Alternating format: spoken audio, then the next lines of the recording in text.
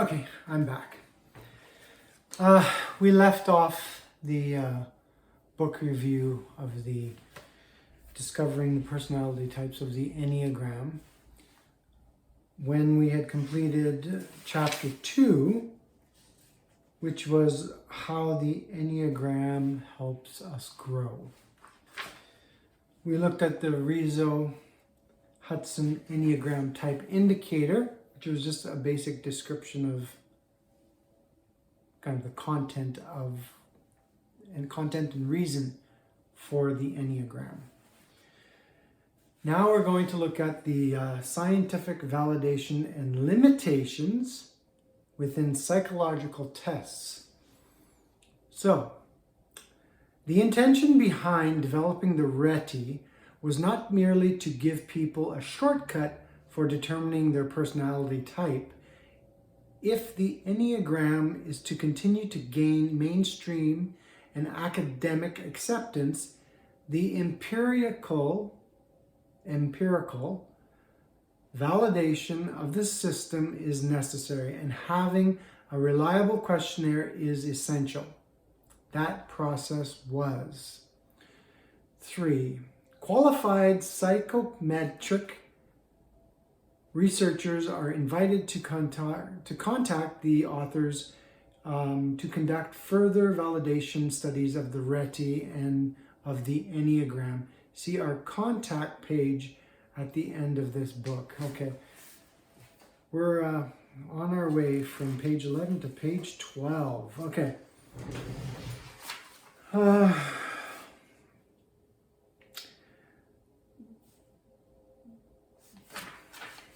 Okay. That process was boosted by the first independent validation of this test, a recognized standard in the field, and will be accelerated with further validation studies and subsequent developments of the test. But the Enneagram questionnaire, indeed any questionnaire that aims to help us discover our personality type, cannot provide real and complete self-knowledge by itself.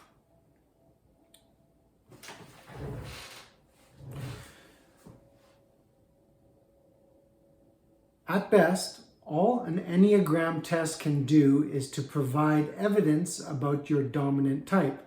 While we have done our best to make the RETI as valid and reliable an instrument as possible, it is good to remember some of the limitations inherent in use of a test to determine your Enneagram type. Some limitations are inherent in the nature of any test that relies on self-reporting. Now, that's a significant indicator.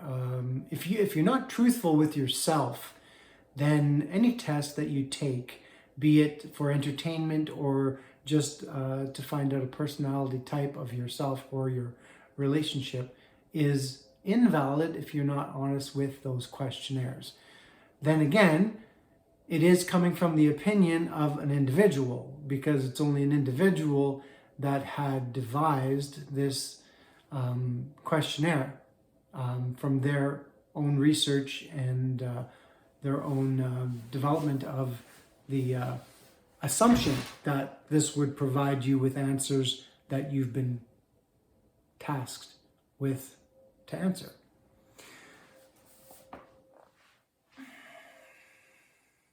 No such test can be foolproof or 100% accurate. After several years of experience with the test construction, we have come to the conclusion, supported by studies in psychometrics, that it is virtually impossible to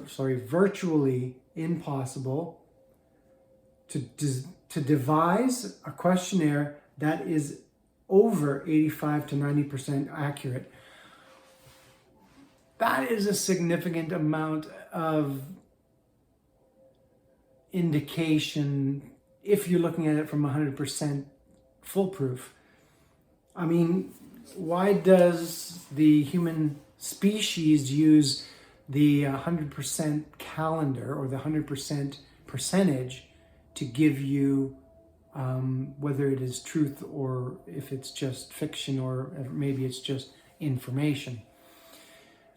I say this because for this example, when it comes to business, most people or business people, at least the ones that I have spoken to and the ones that I have worked with, and I've worked with many, they have that same mentality of what is our percentage of interest in our product, for example, or what is the percentage of sales we had last week or last month or last year in comparison to, this year, this month, this day.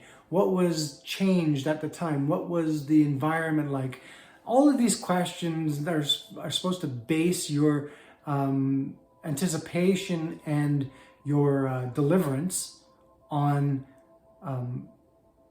irrefutable proof of your knowledge and the business model of how you improve your business or how you continue with returning profits.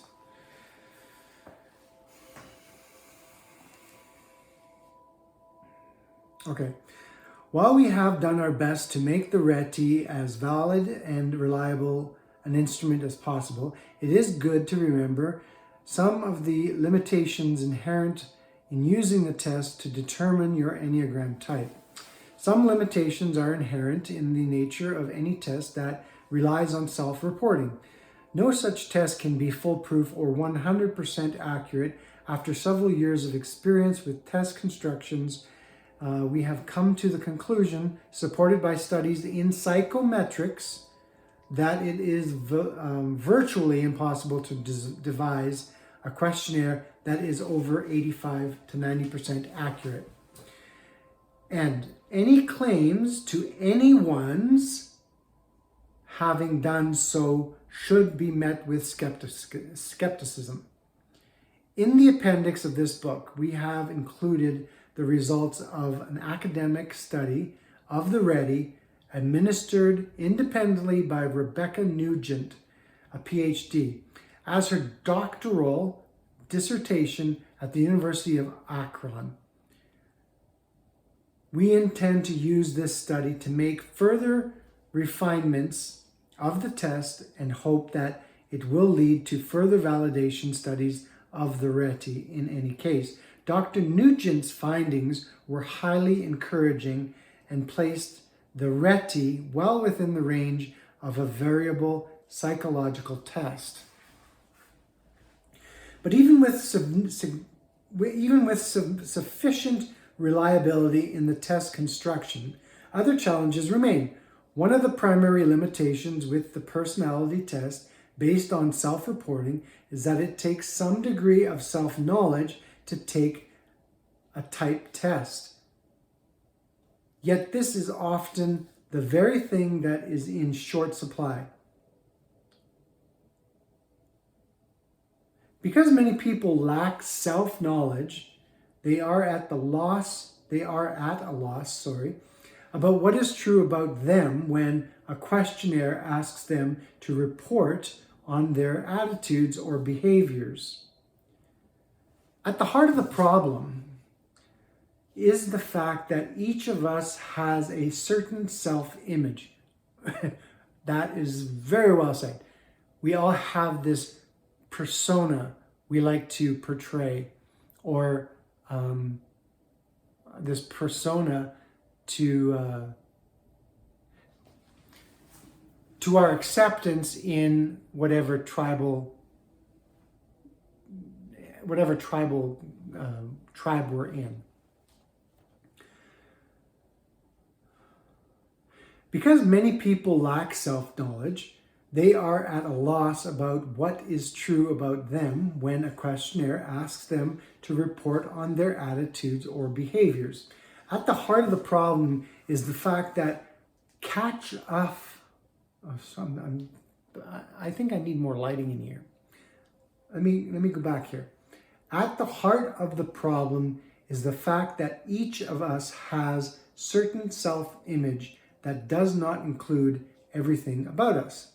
For example, we may be far more aggressive than we realize, or we may not be as sensitive, loving, dependable, or outgoing as our self-images leads us to believe.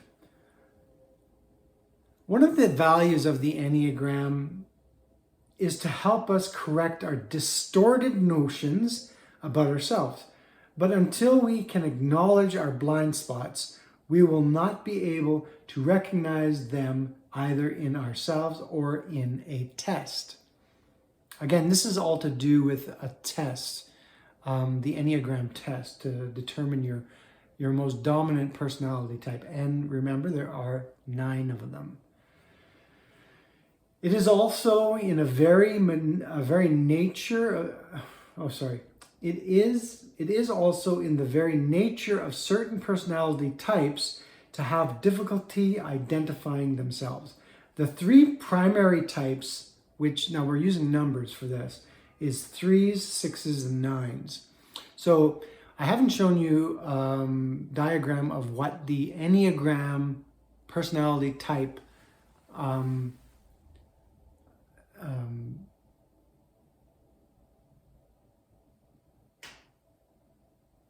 segmented. I haven't got the name for that yet. Anyways, let's continue. 3, 6s, and 9s probably have the most trouble because their identity depends on the identifications with others. In other words, they live through others, or else live through the real or imagined reactions of others to them. Pop. Wow. Does that not tell you a lot?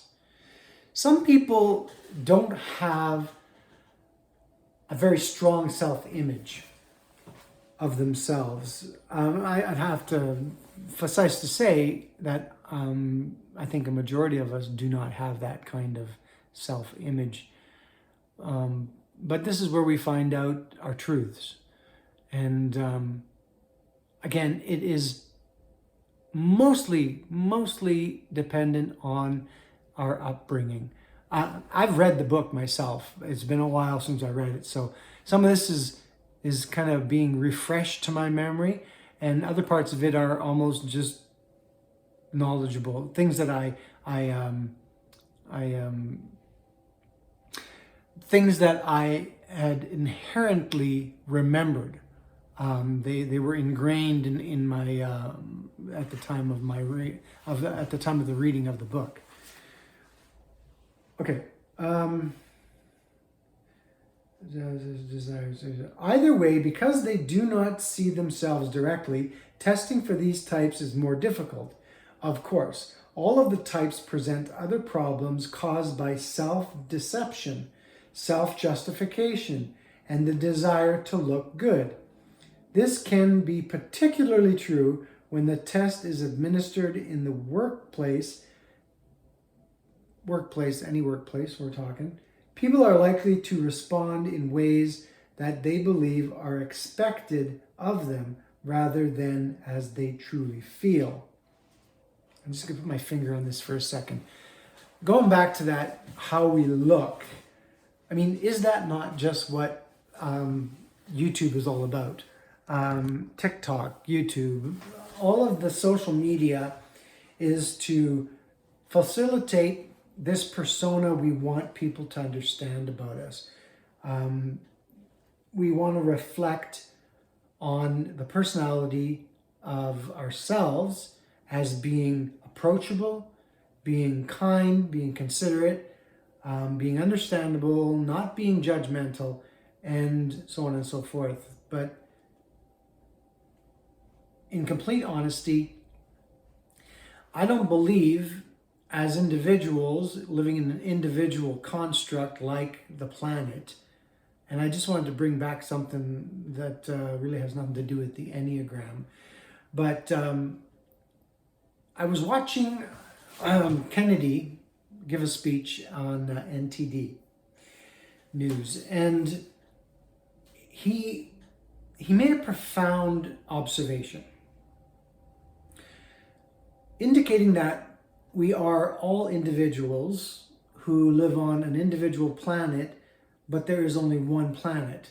And we are put into this construct to either protect our tribe or defend our tribe or to create our tribe. So it comes back to creation, the creation of what we want our persona to reflect. And it is profound. I'm going to use this word a lot today, it seems. It is profound if you think of it from this perspective. Let's take, for example, aliens or extraterrestrial individuals or non-humans.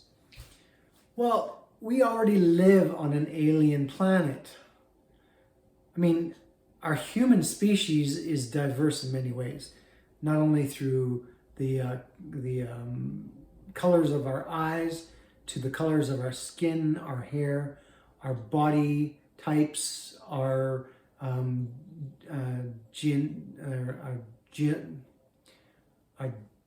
was going to say geno, but yeah, I guess our geno too as well. But if you think about it in such a simple or simplistic way, why would I say that we live on an alien planet? Because every species on here is alien to the other species. So, in short, we have more species on this planet than we do in our universe. And that's been proven by not proving it. You get my point. Anyways, back to the Enneagram. Okay. People are likely to respond in ways that they believe are expected of them rather than they truly feel. Of course, there are other pitfalls in any self-scored test. People can skip questionnaires or entire pages. I know I've done it myself. Or they can make mistakes in arithmetic. Yeah, it's an honest mistake, a little mistake. You mean, if you don't add up your scores right, all of a sudden you don't have the correct result.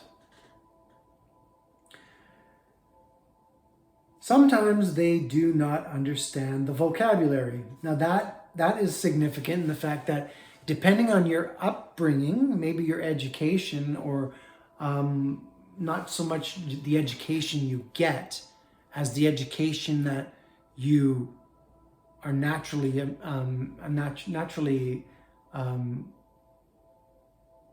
ascend to. For example, it really does come back to this again. We put ourselves in categories. We put ourselves in boxes.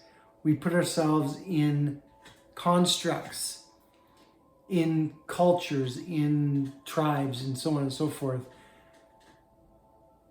To my point, intelligence cannot, like, this is only my own personal opinion. Intelligence has nothing to do with your education. Because if you want to look at it from a philosophical point of view, then look at it from this point. If philosophy says that you're a young soul, or a young spirit, or an old soul, you know, these phrases you hear from time to time, it could be dependent on the culture you grew up in, either religiously or spiritually or fundamentally. These personalities are ingrained in your upbringing, but that does not determine the level of intelligence that you have or that you are, because your intelligence is based on experience, and experience is based on repetitiveness or on your upbringing Some people have had more trials and tribulations than others. Other people have had the proverbial silver spoon upbringing. Or let's even go deeper here. What about to the royal descent? A hierarchy. These are all determined by your upbringing and your tribe. Continuing on, I'm getting off the subject here. Okay.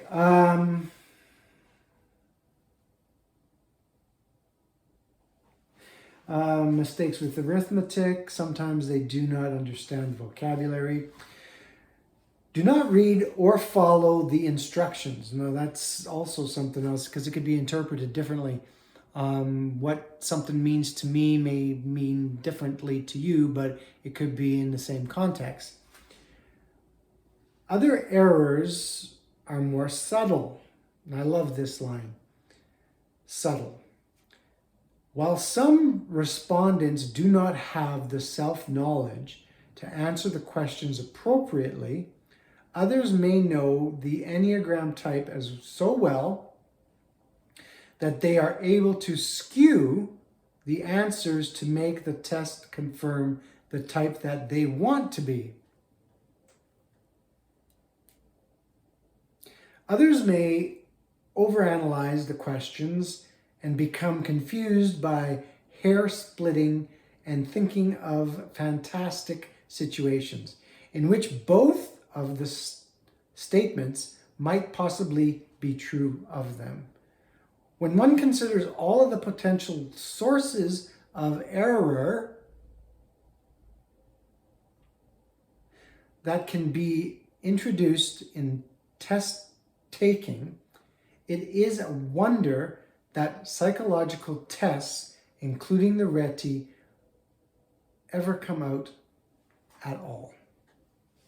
Okay, despite these problems, the RETI has proven to range from about 56 to 82% accurate for determining the basic personality types depending on the type. While carefully reading Enneagram books and going to workshops is probably the most reliable way to identifying or confirm one's dominant type, many people like to get launched on the journey of self-discovery by having accurate personality type indicator available. At the very least, tests can be useful in narrowing down the possibilities from 9 to 2 or 3. In the last analysis, finding your dominant type ultimately depends on honest self-observations over time. Experience.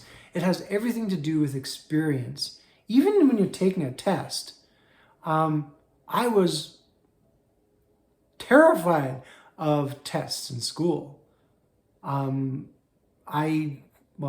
To be honest with you,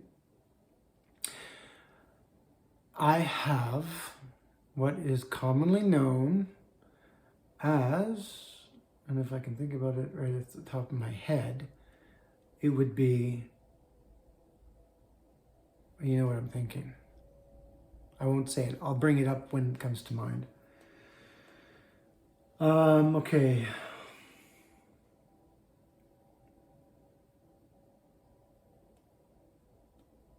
Insights obtained from a test, workshop, book, or an Enneagram teacher should be used only as corroborative pieces of evidence in the process of self-discovery. It is unwise to expect any method to be the only way to discover our dominant type. The responsibility for finding out who we are always lies with us. Insights from any method should be considered along with all of the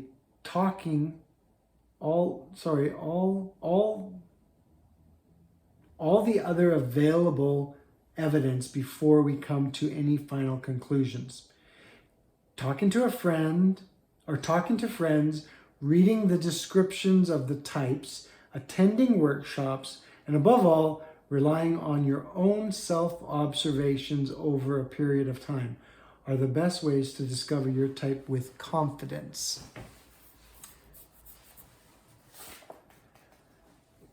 Now, we're at 25 minutes and 25 seconds. I think I'll read the end of this paragraph, and it's another title called "The Difference Between the Earlier Version of Discovering Your Personality Type and this third edition."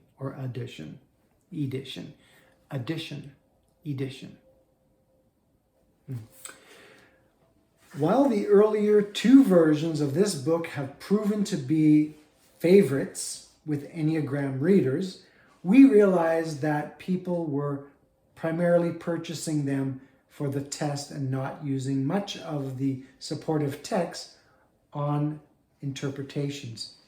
Now, 25 years ago, when I bought this book and read that there were earlier editions, I searched high and low for these editions, and I could not find them anywhere. And I think at the time, we have in retail, we had two very profound publishing companies that were also retail companies, and I think Amazon pretty much consumed the majority of these publication companies. That was Chapters Publications and retail, but they did a lot of publications. And what was the other one? Incognito. I can't think of it at the moment. It's right on the tip of your tongue. You know when you get that right on the tip of your tongue, but you can't think about it? Indigo, I believe it was called.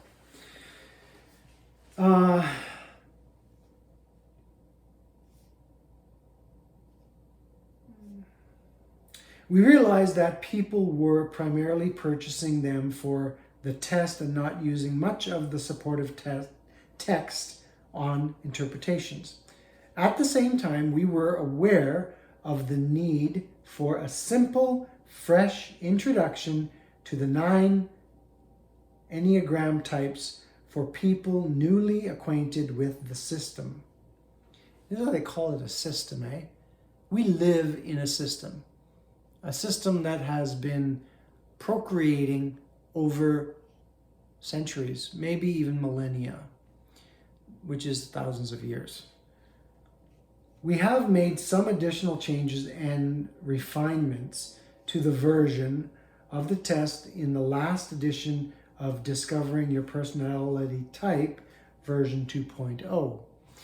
You know, this indicator of 2.0, 2.5, 3.0, 3.5, 3.1, 3.2, 3.3, 3.4, on, so on and so on. Well, that's more of a digital library of information based on the same subject, but advances much like evolution, resulting in the more accurate version 2.5. That is included here. It was also version 2.5 that was studied and scientifically validated. Okay, so maybe we need to go back to this 2.0 version and have it scientifically validated and then make the comparison. But now, okay, this is 2023, we have ChatGPT, and Elon's coming out with a new one that will probably surpass the old ChatGPT.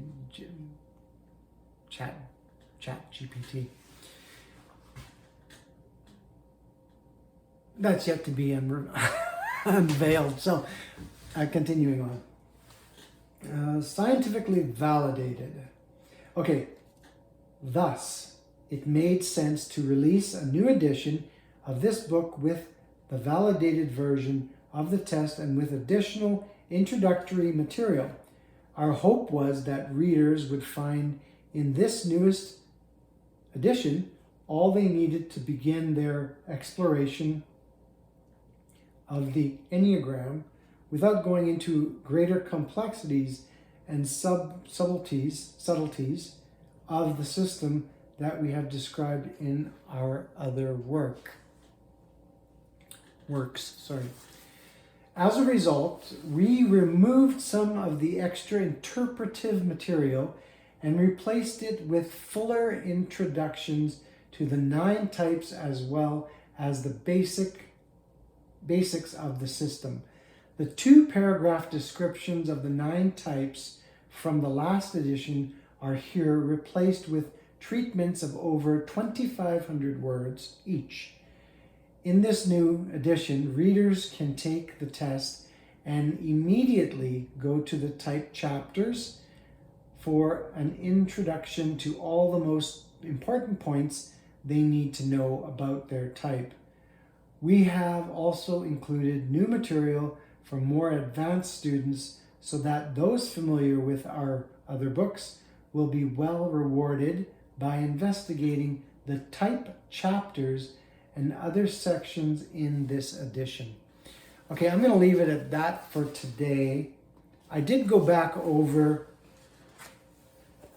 chapter 2 because, again, one of my subscribers, thank you for being one, I believe it was HD. Let me confirm that. I don't have my phone with me. That's because I'm using it.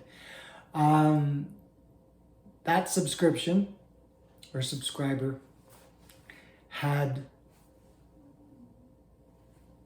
well, I can read words, and I would like to believe that it was kind words saying, you need to find a quiet place, which I thought was rather intriguing because they almost, in those words, and this is something that we can do quite well as human beings, is give descriptions of words and make those words come out with emotions or with an emotional response, either from themselves or a response from themselves or from the, in this case, it would be the subscriber. I'm looking for 999,898 more subscribers. This is up in Canada. I'm Dominic Rafael, and this is the book review. Cheers.